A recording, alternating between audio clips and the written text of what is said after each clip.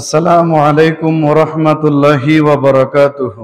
সম্মানিত হাজিরিন, কোরআনুল কারীম তাফসীর করতে গেলে তাফসীরের মোট 5টা মূলনীতি আছে। কয়টা মূলনীতি?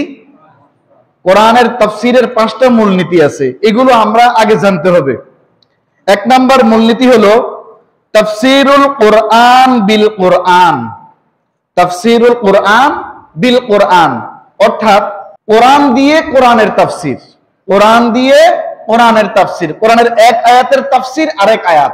সহজভাবে বুঝে নেন, কোরআনের এক আয়াতের তাফসীর আরেক আয়াত, এটাকে বলে তাফসীরুল কোরআন বিল কোরআন। কোরআন দিয়ে কোরআনের তাফসীর। যেমন আপনি যদি আরো ভালো করে বুঝতে চান, একটা আয়াতের মধ্যে একটা বিষয়ে সংক্ষিপ্ত আকারে বলা আছে কোরআনে, সংক্ষিপ্ত আকারে, ঠিক এই বিষয়ে অন্য আরেকটা আয়াতে বিস্তারিত বর্ণনা আছে।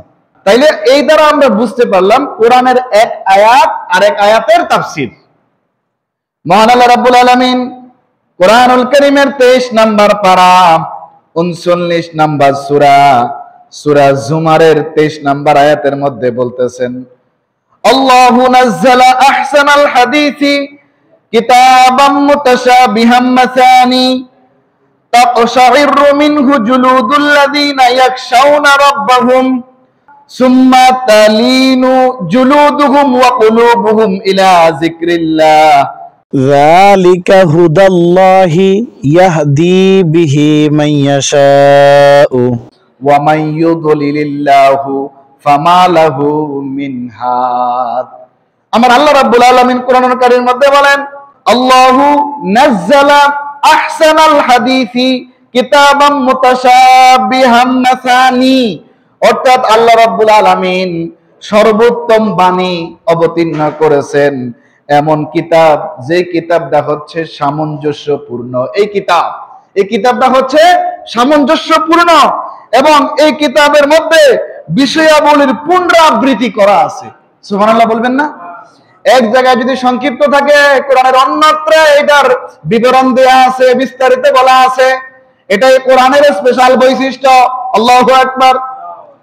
এরপর আমরা আল্লাহ বলেন, তাকশাইরু মিনহু জুলুদুল্লাযীনা ইয়াখশাউনা রাব্বাহুম, যারা তাদের প্রতিপালককে ভয় করে, যারা আল্লাহকে ভয় করে, তাদের গা, তাদের শরীর এতে শিউরে উঠে।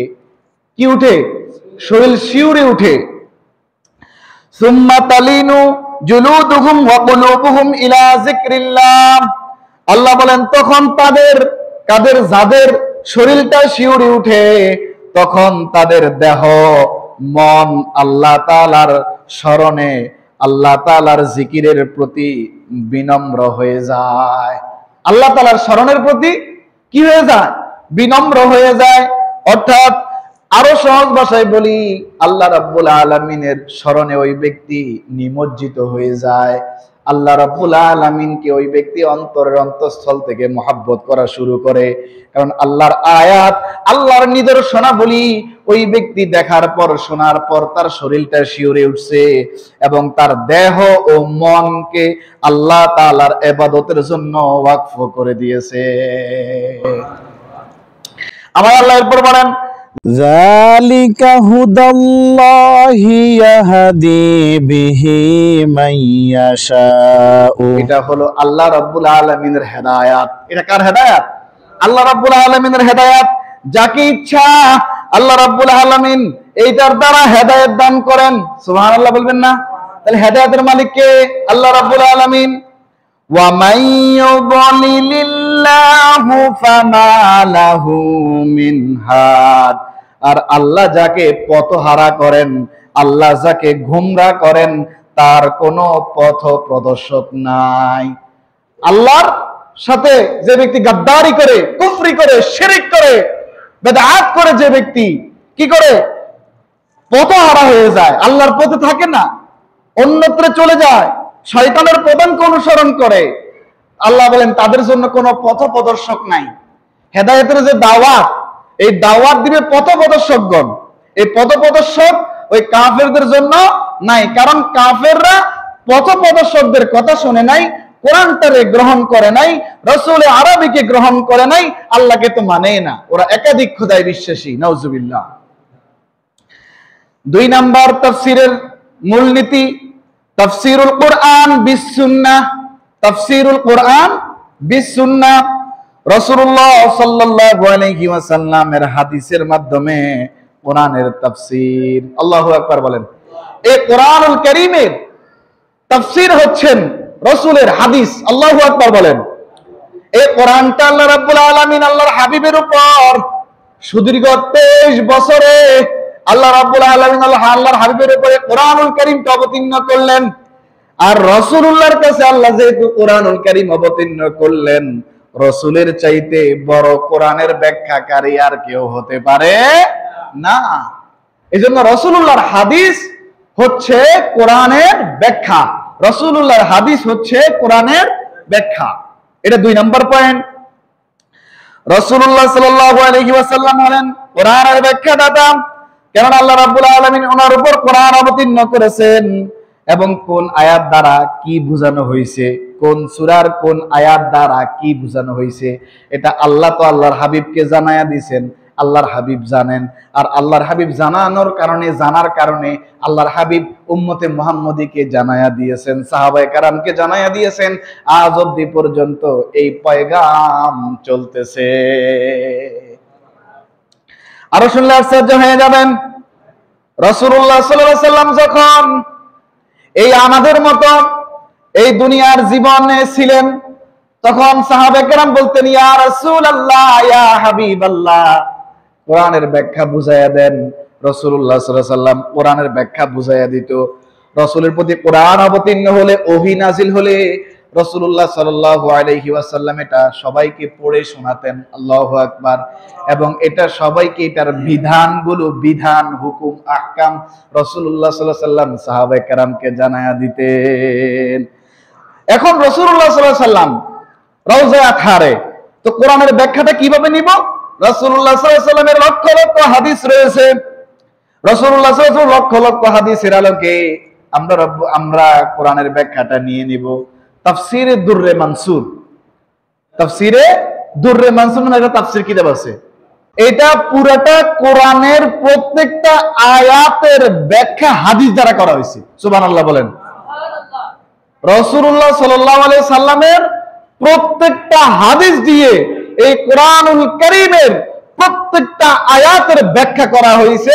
ওই কিতাবের নাম, ওই তাফসীরের কিতাবের নাম তাফসীরে দুররে মানসুর বা দুররে মানসুর। জালালউদ্দিন সুয়ুতী রাহমাতুল্লাহ আলাইহি লিখেছেন। আল্লাহু আকবার বলেন।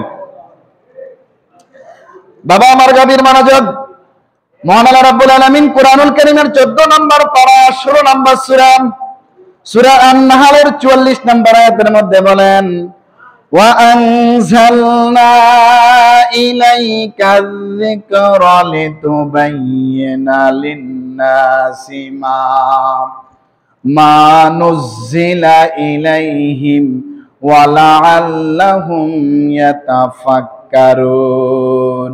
আমার আল্লাহ রাব্বুল আলামিন বলতেছেন, আর এখন আপনার প্রতি কোরআন অবতীর্ণ করেছি। তাহলে এটা কারে বলছেন? মুহাম্মদুর রাসূলুল্লাহ সাল্লাল্লাহু আলাইহি ওয়াসাল্লামকে।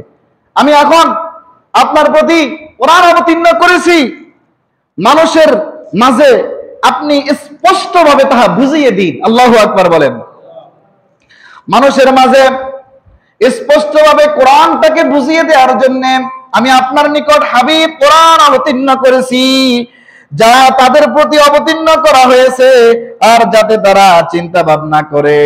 আমি আরো সুন্দরভাবে বলি, আল্লাহ বলেন, হাবিব এখন আপনার প্রতি কোরআন অবতীর্ণ করেছি মানুষকে স্পষ্টভাবে বুঝিয়ে দেওয়ার জন্য, যা তাদের প্রতি অবতীর্ণ হয়েছে, আর যাতে মানুষেরা চিন্তা ভাবনা গবেষণা করতে পারে, তাফাক্কুর করতে পারে, গবেষণা করতে পারে, মুরাকাবা করতে পারে। আল্লাহু আকবার বলেন।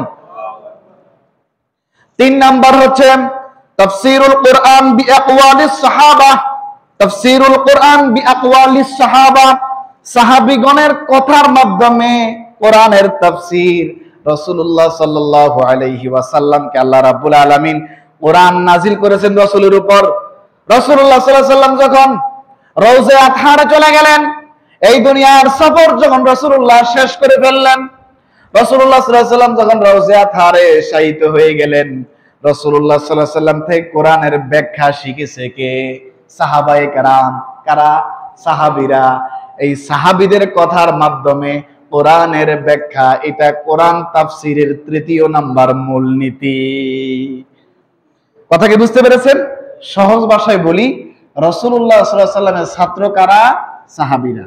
কারা? সাহাবীরা। ৪ নাম্বার তাফসীরুল কোরআন বিআকওয়ালিত তাবিঈন। তাফসীরুল কোরআন বিআকওয়ালিত তাবিঈন, তাবিঈগণের উক্তির মাধ্যমে কোরআনের তাফসীর বা কোরআনের ব্যাখ্যা।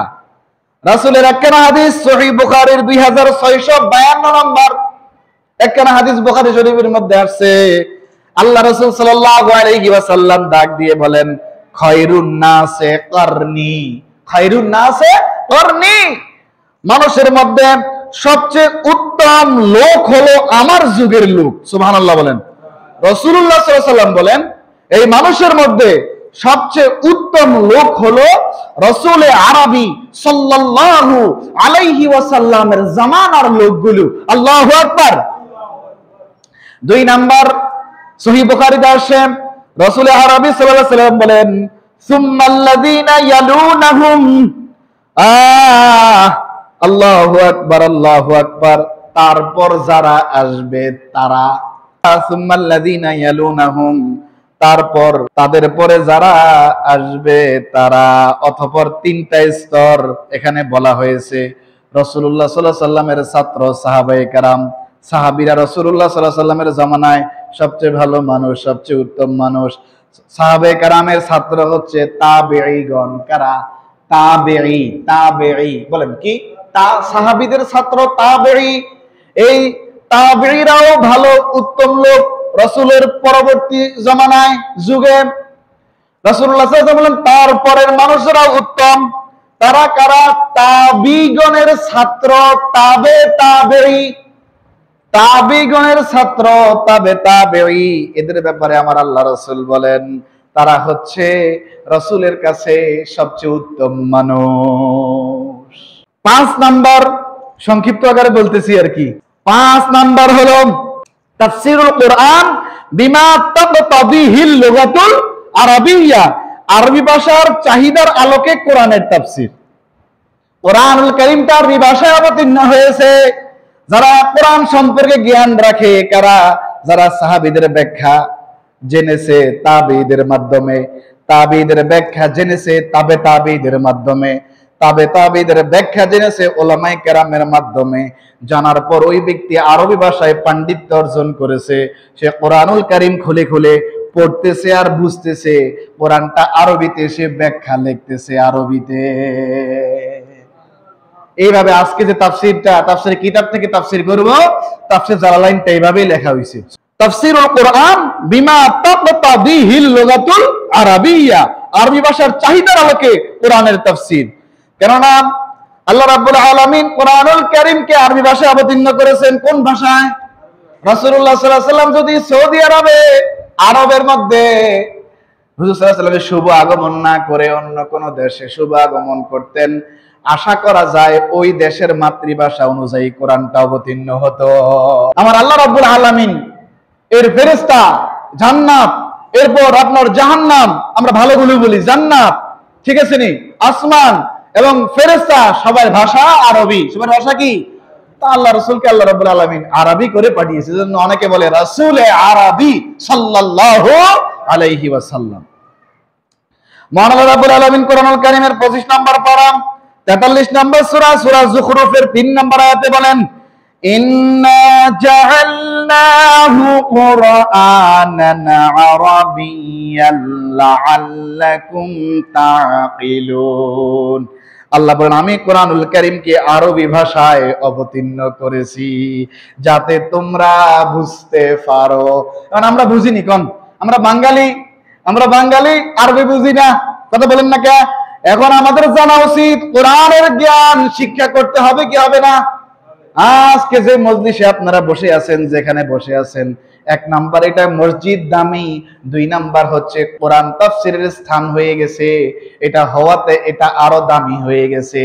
একটা ওয়ার্ড শুনলে 10 নেকি, পড়লে 10 নেকি, শুনলে 10 নেকি।